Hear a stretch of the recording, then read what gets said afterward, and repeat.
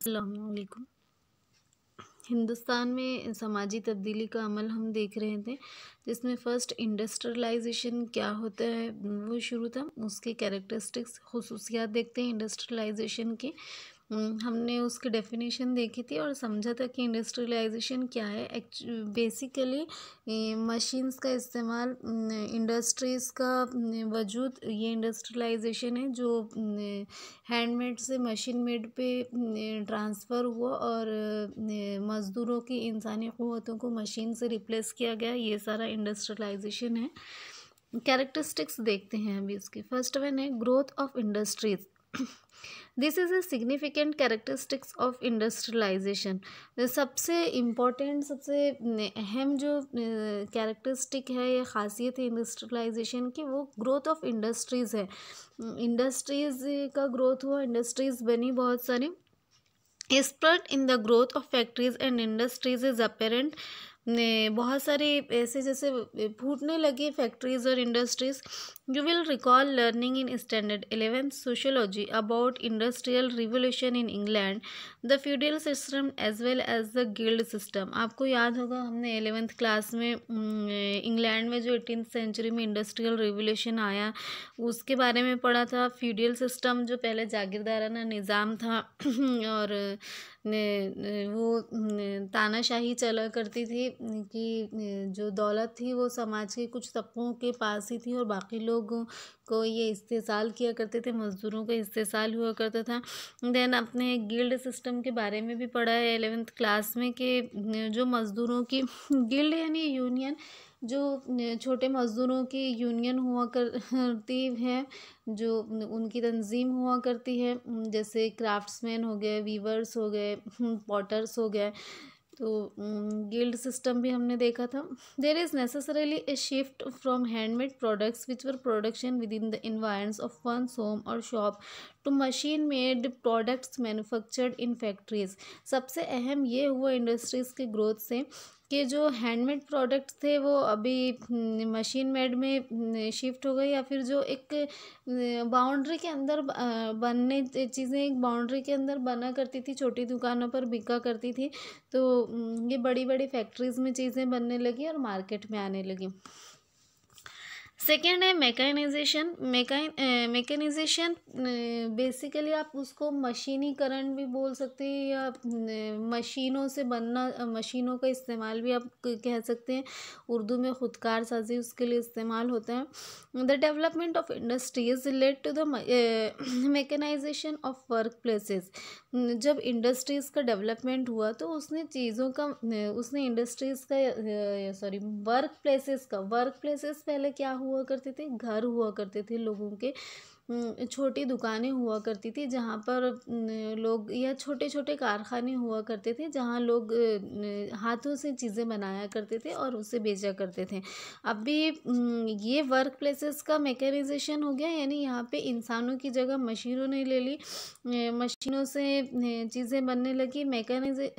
Mechanisation also implied the use of precision techniques and accuracy in production. और उसकी वजह से ये हुआ कि ख़ास टेक्निक्स इस्तेमाल की जाने लगी, आसान और बहुत क्लियर टेक्निक्स इस्तेमाल की जाने लगी। प्रोडक्शन में एक्यूरेसी आने लगी। पहले चीज़ें हाथों से बनती थी तो कोई वे सेम ही चीज़ें, लेकिन किसी का साइज़ छोटा होता, किसी का बड़ा होता, कोई पतला हो जाता, कोई मोटा हो जाता, कोई किसी में कोई कमी रह जाती, किसी में कुछ कोई चीज़ बहुत अच्छी बन जाती। लेकिन जब मशीनों से चीज़ें बनने लगी तो उसमें एक्यूरेसी आने लगी। सारी ही चीज़ें, सबका जो बोलते हैं डाई सेम होता है, सारी चीज़ों का साइज़ और सारी चीज़ें सब मतलब एक सांचे में सारी चीज़ें ढलने लगी। This in turn leads to mass production due to which machine made goods were much cheaper than handmade products। और साथ ही इसकी वजह से पैदावार में भी बहुत ज़्यादा इजाफा हुआ। चीज़ों की पैदावार में, पैदावार मतलब सिर्फ फसलों की पैदावार नहीं, कोई भी चीज़ों का बनना, मसनूआत का बनना, और क्योंकि एक तो जो मशीन मेड चीज़ें थी वो हैंडमेड चीज़ों से सस्ती हुआ करती थी, इसलिए सस्ती हुआ करती थी कि उस कम वक्त में बहुत सारी चीज़ें बन जाया करती थी, बहुत ज़्यादा अमाउंट में चीज़ें बन जाया करती थी। जबकि हैंडमेड बनाने के लिए तो काफ़ी वक्त दरकार होता, और एक एक चीज़ बनने को कई कई दिन, कई कई महीने। आज भी कुछ लोग जो हैंडमेड काम करते हैं कश्मीर में, अपने उधर एरिया में नॉर्दर्न एरियाज़ वगैरह में, जो ऊन की शॉलें बनाई जाती है, ड्रेसेस पे हैंड वर्क किया जाता है, तो 6-6 महीने, साल भर लग जाता है एक एक ड्रेस बनाने के लिए, एक एक शॉल बनाने के लिए।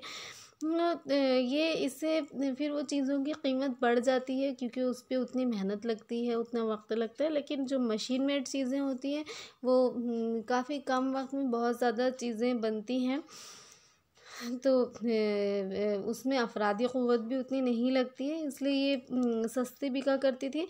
और दूसरी बात है कि बहुत सारा हो जाता था, तो वो हिसाब से फिर उसकी कीमत कम हो जाती। Workers began to be replaced by machines. अभी मज़दूरों को मशीन के ज़रिए रिप्लेस किया जाने, मशीन से रिप्लेस किया जाने लगा, यानी मशीनें आ गई तो उतनी अफरादी क़ुव्वत की ज़रूरत नहीं रही। सिर्फ पहले क्या होता था, एक एक प्रोडक्ट एक एक इंसान बना रहे हैं तो कई सारे मज़दूर होते थे। अभी एक मशीन, पूरी मशीन को हैंडल करने के लिए सिर्फ एक आदमी की ज़रूरत है, और एक आदमी हज़ारों प्रोडक्ट प्रोड्यूस कर सकते हैं मशीन के ज़रिए, तो उतने सारे मज़दूर कम हो गए फिर। Also, mechanization led to workers feeling alienated from the process of production। हाँ, साथ ही ये भी हुआ लेकिन कि अभी जो मज़दूर हैं तो इनको अलहदा तन्हा महसूस होने लगा, अलग सा महसूस होने लगा वो मैकेनाइजेशन की वजह से। सेकेंड है हमारा कैपिटल इंटेंसिव। कैपिटल इंटेंसिव क्या होता है? कैपिटल इंटेंसिव कोई भी प्रोडक्ट के लिए, कोई भी सर्विसेज स्टार्ट करने के लिए, सर्विसेज जैसे आप बस सर्विसेज स्टार्ट करते हो, आप कोचिंग क्लासेस स्टार्ट करते हो, आप ट्रैवल सर्विसेज स्टार्ट करते हो, आप फूड सर्विसेज स्टार्ट करते हो, व्हाटएवर, ये सर्विसेज हो गई। अब प्रोडक्शन, आप कोई खाना बना रहे हो, आप कोई प्रोडक्ट बना रहे हैं, आप कोई सामान बना रहे हैं, तो ये प्रोडक्शन हो गया। तो कोई भी गुड के प्रोडक्शन के लिए या कोई भी सर्विसेज देने के लिए एक अमाउंट की ज़रूरत होती है, फाइनेंस की ज़रूरत होती है, पैसे की ज़रूरत होती है। तो वो जो फिक्स अमाउंट होता है, जिससे जैसे मैंने कोई बिज़नेस शुरू किया, मैंने उसमें 20,000 रुपये लगाए या 30,000 रुपये लगाए, वॉटेवर जो भी अमाउंट मैंने उसमें लगाया वो बिज़नेस शुरू करने के लिए, वो कैपिटल इंटेंसिव है। तो ये भी इंडस्ट्रियलाइजेशन की खुसूसियत है। When one thinks of industries today, there is intense mechanization and automation। जब हम आज की इंडस्ट्रीज़ के बारे में सोचते हैं तो हम देखते हैं कि बहुत ज़्यादा मैकेनाइजेशन है और ऑटोमेशन है, खुदकार मशीनें हैं, चीज़ें खुद ब खुद बनती है, बहुत ज़्यादा मशीनों का इस्तेमाल है। Due to advances in science and technology, science और टेक्नोलॉजी में तरक्की की वजह से industrial process are largely automated. जो इंडस्ट्रियल प्रोसेस है वो बहुत ज़्यादा खुदकार हो गया है, ऑटोमेटेड हो गया है, सब काम मशीनों के ज़रिए होता है, इंसानों की ज़रूरत नहीं रहती।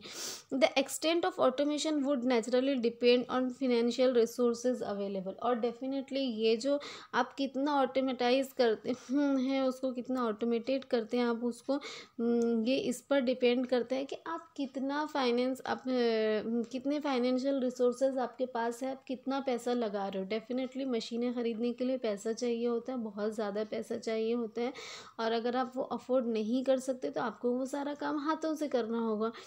तो और या फिर आप महंगी महंगी मशीनें ख़रीदें उसके लिए, तो ये होता है कि आप कितना आपके बिज़नेस को कितना ऑटोमेटेड करना चाहते हो या कितना मैकेनाइज करना चाहते हो, या तो ये सब फिनेंस पे डिपेंड होता है कि आप कितना पैसा लगा रहे हो। तो कैपिटल इंटेंसिव भी इंडस्ट्रियलाइजेशन की एक ख़ास बात है।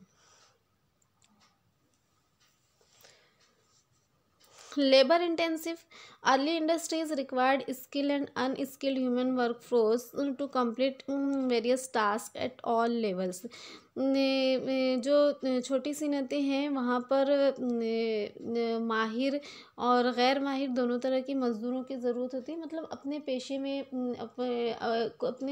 किसी हुनर में महारत रखने वाले और जो बांध काम करने वाले मज़दूर होते हैं जिनको कोई महारत की ज़रूरत नहीं होती, जैसे सामान उठाना रखना, लेबर वर्क, इस तरह के जो काम होते हैं उसके लिए भी मज़दूरों की ज़रूरत होती है। मतलब सारे टास्क को कंप्लीट करने के लिए, जैसे सामान को बांधना है, सामान को उठा के रखना है, सफाई करना है, ये सारी चीज़ों के लिए ऐसे पर्टिकुलर स्किल की ज़रूरत नहीं होती है।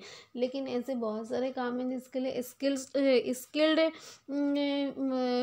प्रोफेशनल्स की ज़रूरत होती है।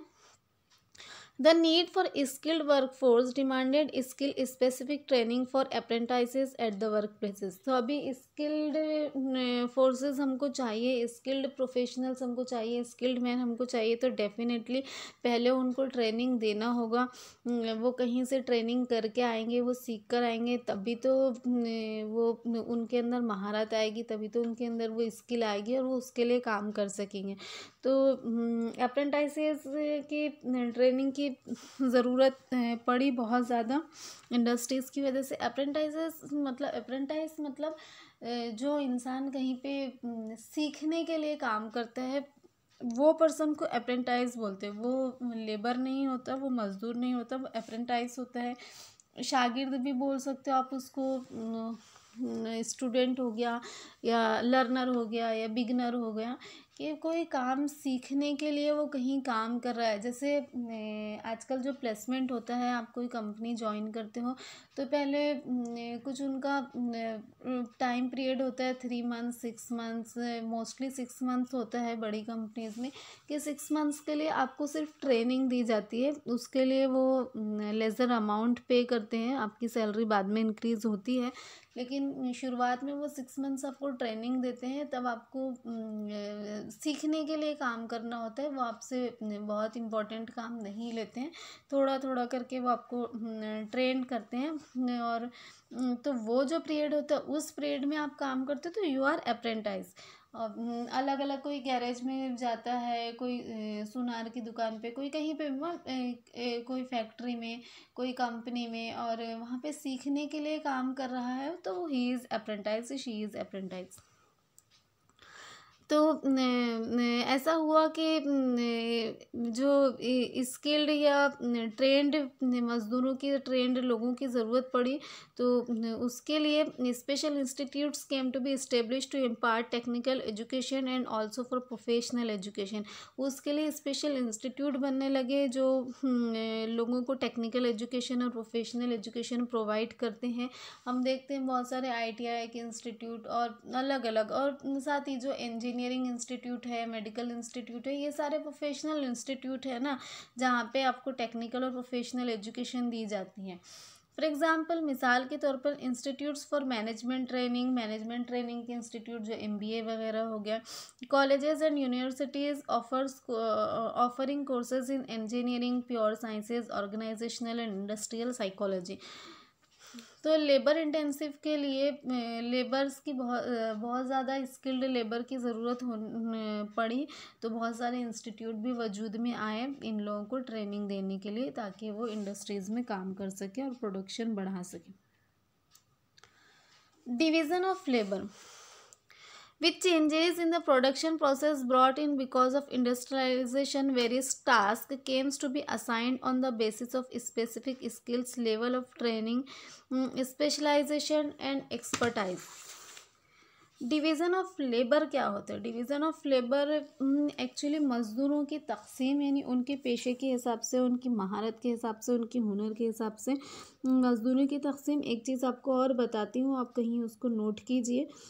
आपके क्वेश्चन में, आपके आंसर में आप उसको प्रेफरेंस दीजिए, आप उसका हवाला दीजिए, लिखिए, आपका आंसर और ज़्यादा रीच होगा। कि 14th सेंचुरी में इब्न खल्दून ने इसमें डिवीज़न ऑफ लेबर की अहमियत पर बहुत ज़्यादा जोर दिया था, कि प्रोडक्शन प्रोसेस में डिवीज़न ऑफ लेबर की जो अहमियत है, importance of the division of labour in the production process, इस पर इन्होंने बहुत जोर दिया था 14th सेंचुरी में। इब्न खल्दून, IBNKHALDUN खल्दून, इनका ऐसा कहना था कि कोई भी अकेला इंसान का जो पावर होता है, जो इनफरादी क़ुव्वत होती है, वो इतनी नहीं होती कि वो अपने खुद का पेट भरने के लिए खुद का सफिशिएंट अमाउंट प्रोड्यूस कर सकें। मतलब आपको पेट भरना इंसान की बहुत ही बेसिक नेसेसिटी है, बुनियादी ज़रूरत है। लेकिन क्या आप खुद का पेट खुद से भर सकते हो? आप बाज़ार से सब्ज़ी ख़रीद कर लाते हो, वो सब्ज़ी कोई और लगाता है, कोई और उसे काटता है, फिर कोई उसे मार्केट में लेकर आता है, फिर वहाँ से आप लेकर आते हो, फिर कोई खाना बनाता है। देन फिर एक सब्ज़ी से ही एक आप भाजी ला लिए, या एक कोई भी एक वेजिटेबल ला लिया और ला के कच्चा खा लिया, ऐसे भी आपका पेट नहीं भरता। You need to cook it, और आपको उसमें और भी चीज़ें मिलानी होती हैं। तो ये होता है कि जो एक इनफरादी क़ुव्वत होती है, इब्न खल्दून का ऐसा कहना है कि जो इनफरादी क़ुव्वत होती है, इंडिविजुअल ह्यूमन बीइंग का जो पावर होता है, वो सफिशिएंट नहीं होता फूड ऑब्टेन करने के लिए। जो हमारी ज़रूरत के जितना फूड है उतना ऑब्टेन करने के लिए सफिशिएंट नहीं होता। यहाँ तक कि जो बहुत ही ठीक है, हमको बहुत शौक़ नहीं है, हमको बिरयानी नहीं खाना है, हमको बर्गर नहीं खाना है, बस बेसिक ज़िंदा रहने के लिए जो पेट भरना होता है इंसान का, उतना फूड भी आप अकेले प्रोड्यूस नहीं कर सकते हैं। आपका इतना पावर नहीं होता है। एक यानी बहुत से मिनिमम अमाउंट के लिए भी, बहुत ही मिनिमम फूड के अमाउंट के लिए भी बहुत ज़्यादा तैयारी की ज़रूरत पड़ती है। और फिर कई लोगों का इसमें रोल आता है, मतलब कॉम्बिनेशन ऑफ मैनी पावर्स आप बोल सकते हैं कि किसी ने खेत में बीज डाला, किसी ने फसल को पानी दिया, किसी ने फसल काटी, किसी ने फसल को मार्केट में लाया, किसी ने फसल को बेचा। हाँ, दूसरे सामान अलग अलग तरीके से प्रोड्यूस हुए, ऑयल हो गया, गैस हो गई, और या जो भी ईंधन है, आप गैस लो या किसी भी तरीके का ईंधन आपको पकाने के लिए, फिर किसी ने उसे पकाया, तब जाकर आप उसे खा रहे हो। जो बहुत ही मिनिमम अमाउंट ऑफ फूड है, जो बिल्कुल रिक्वायर्ड अमाउंट है, तो उतना करने के लिए भी कई सारे लोगों की ज़रूरत होती है। तो ये इसके लिए डिवीज़न ऑफ लेबर की बहुत ज़्यादा अहमियत होती है, डिवीज़न ऑफ लेबर की ज़रूरत होती है कि मज़दूरों की तक़सीम की जाए उनके हुनर के मुताबिक, उनकी सलाहियत के मुताबिक, उनके पेशे के मुताबिक, उनकी काबिलियत के मुताबिक, और उनको उसके हिसाब से तनख्वाह दी जाए। ये डिवीज़न ऑफ लेबर है। With changes in the production process brought in because of industrialization, जो इंडस्ट्रियलाइजेशन की वजह से प्रोडक्शन प्रोसेस में जो चेंजेस हुए, various task came to be assigned on the basis of specific skill. बहुत सारे जो काम थे, बहुत सारे टास्क अलग अलग स्पेसिफिक स्किल की बेसिस पर असाइन किए गए। Level of training, specialization and expertise, उसके लिए लेवल ऑफ ट्रेनिंग डिफरेंट था, स्पेशलाइजेशन होना चाहिए, एक्सपर्ट होना चाहिए उसमें। This led to differential wage payment, and it furthered the formation of economic classes and the subsequent growth of the trade union movement। तो ये तो खैर डिवीज़न ऑफ लेबर था कि आपको अलग अलग मज़दूरों की, अलग अलग सलाहियतों की हामिल, अलग अलग काबिलियतों के मज़दूरों की ज़रूरत होती है। लेकिन एक्चुअली उससे हुआ क्या? फिर ये हुआ कि उसके लिए फिर अलग अलग ट्रेनिंग की और स्पेशलाइजेशन की ज़रूरत पड़ने लगी। देन हर हुनर के माहिर इंसान को उसकी सलाहियतों के हिसाब से, उसकी काबिलियतों के हिसाब से सैलरी डिसाइड की जाने लगी। एक इंस्टीट्यूट में सारे लोगों की सैलरी सेम नहीं होती। कोई क्लर्क होता है, कोई ऑफिसर होता है, कोई सुपरवाइज़र होता है, कोई और एम्प्लॉय होता है। हर किसी की सैलरी अलग अलग होती है। कोई मशीन ऑपरेटर होता है, हर किसी की सैलरी अलग अलग होती है। उस जिसकी जैसी काबिलियत होती है, जिसकी जैसी सलाहियत होती है, उसके मुताबिक उसकी सैलरी डिसाइड की जाती है। और उसकी वजह से जब एक ही इंस्टीट्यूट में 4 लोगों की सैलरी अलग अलग है, तो वो उतना डिफ्रेंशिएट, वो उनके इकोनॉमिक सेक्टर भी डिफरेंट हो गए। एक के पास ज़्यादा पैसा है, एक के पास कम पैसा है, एक के पास उससे कम पैसा है, क्योंकि सबकी सैलरी अलग अलग है, सबकी सलाहियतें अलग अलग हैं, इसलिए सबकी सैलरी अलग अलग है। उसकी वजह से क्या हुआ, डिफरेंट इकोनॉमिक क्लासेस वजूद में आई। Middle class, upper middle class, affluent class, अलग अलग क्लासेस वजूद में आई। और साथ ही ट्रेड यूनियन भी कायम होने लगे, जैसे टीचर्स का एक ट्रेड यूनियन, टीचर्स का एक यूनियन हो गया, क्लर्क का यूनियन हो गया। हम ऐसे देखते हैं वीवर्स का यूनियन है, ऑटो वालों का यूनियन है, क्राफ्ट्समैन का यूनियन है। तो ये सारी चीज़ें डिवीज़न ऑफ लेबर की वजह से हुई।